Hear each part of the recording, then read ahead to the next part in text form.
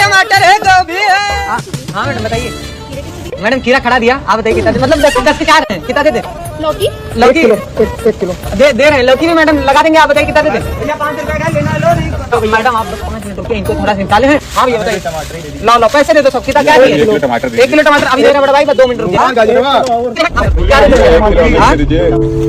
है, टमाटर है, क्या देते मैडम? मैडम मौसमी आप क्या करेंगी? मतलब दे देंगे हम, लगा देंगे, आप बताइए कितना देते? बैगन? अरे मैडम आज बैगन ला ये लो बड़ा भाई, आधा किलो टमाटर दे दो। दे रहे।